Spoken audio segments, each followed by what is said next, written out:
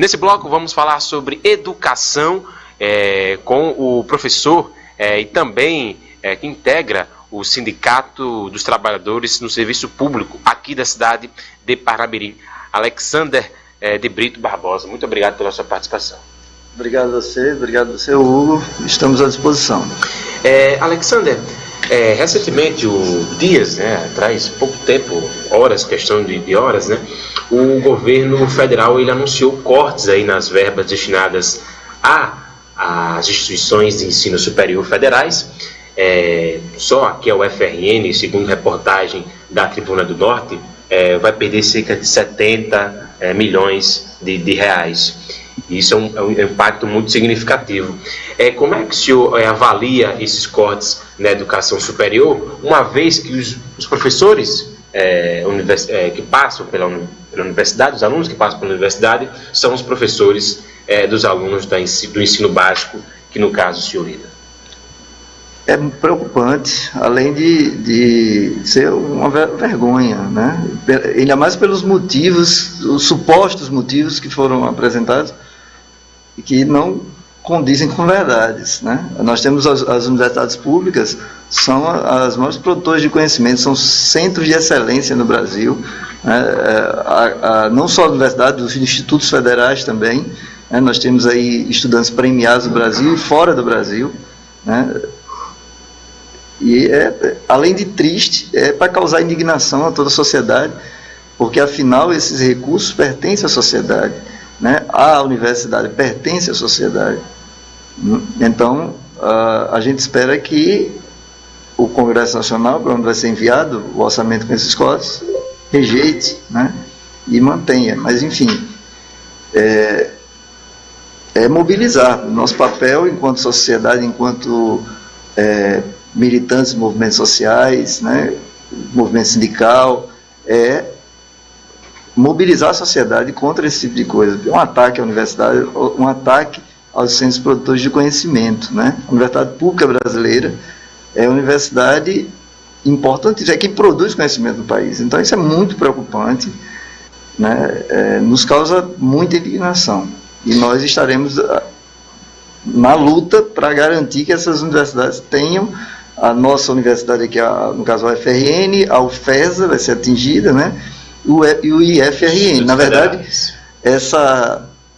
os institutos. E aí nós temos, por exemplo, que, na verdade, esse dado de 73 milhões aproximadamente, é a somatória das perdas da UFRN, seria na ordem de 34 milhões e alguma coisa, a UFESA 26 milhões e o IFRN 26 milhões e a UFESA juntos 12, juntos 73, E isso inviabilizaria o funcionamento, chegaria talvez a inviabilizar o funcionamento de algumas dessas instituições.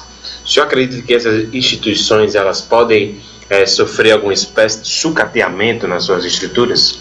Infelizmente é isso que está se dando, sob um suposto discurso moralista, que é o que eles utilizam, o atual governo, ou desgoverno, porque na verdade nós temos hoje no Brasil um desgoverno, o país está desgovernado, nós temos uma taxa de desemprego enorme, desalentados no Brasil hoje, ou seja, que desistiram de buscar emprego, são quase 5 milhões, 4,8 milhões de brasileiros e brasileiras desistiram já de procurar emprego. Nós temos 14 milhões de desempregados no país, e a resposta que se dá para isso é menos investimento em educação, ou discursos que não se sustentam na realidade. Então, na verdade, nós precisamos defender essas instituições, a sociedade precisa defender as instituições como a Universidade Federal do Rio Grande do Norte, como os institutos federais, uma conquista importante e recente no nosso estado, garantiu educação para os jovens, principalmente no interior do estado, então eles tinham que vir, quem conseguia vir até aqui, conseguia acesso a melhores condições e oportunidades.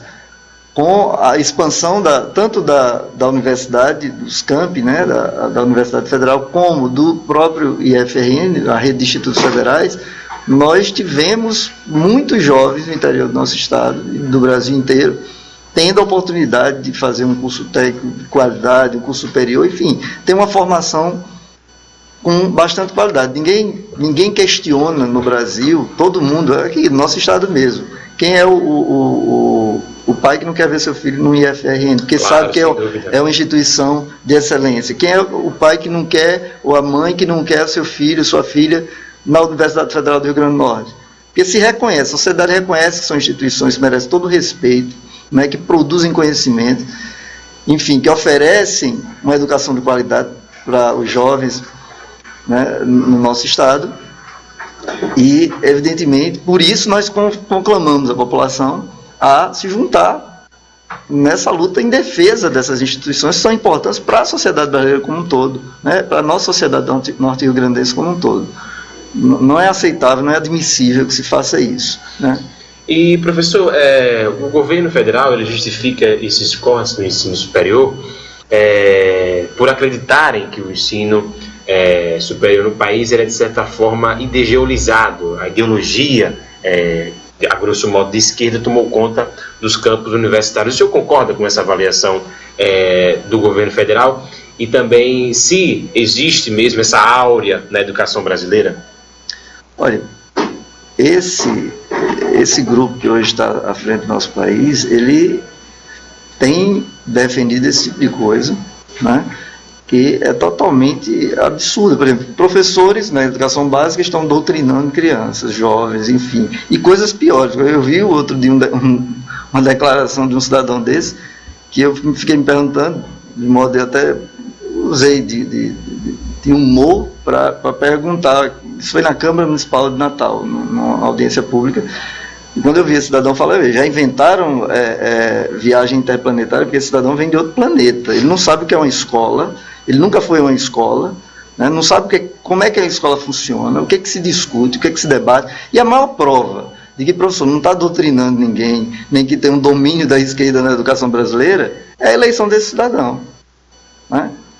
Se houvesse, de fato, uma doutrinação ideológica, os jovens foram os grandes eleitores. Sem dúvida. Eu mesmo me surpreendi quando vi um casal de jovens do IFRN dizer que votaria naquele cidadão. Então, fica muito evidente que, na verdade, aquilo de que eles acusam, né, a esquerda, na verdade é o que eles fazem. Quem está ideologizando, né, as instituições públicas, né, republicanas, são eles. Isso está muito claro.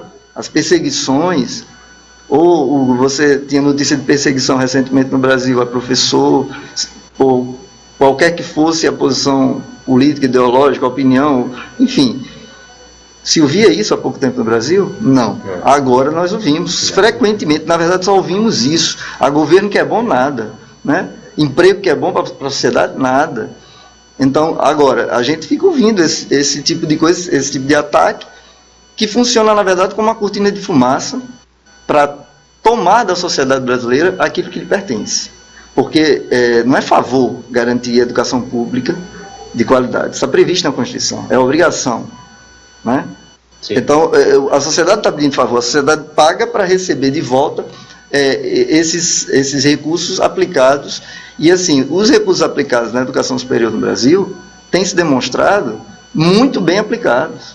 Nós avançamos, gera riqueza para o país, né? Gera desenvolvimento para o país. Mas se quer o quê? Vender dificuldade para comprar facilidade. Está se entregando, por exemplo, patrimônio nacional a preço de banana, o pré-sal, o petróleo brasileiro, que há pouco tempo nós vimos ser aprovado no Congresso, que os recursos advindos dali iriam financiar educação e saúde. Logo após esse processo que nós nos encontramos desde 2016, né, de golpe de Estado e as consequências dele, tem feito exatamente, gerado perdas para a educação. Inclusive, a entrega desse recurso importante do Brasil. Você imagina, outro dia eu via, Hugo, que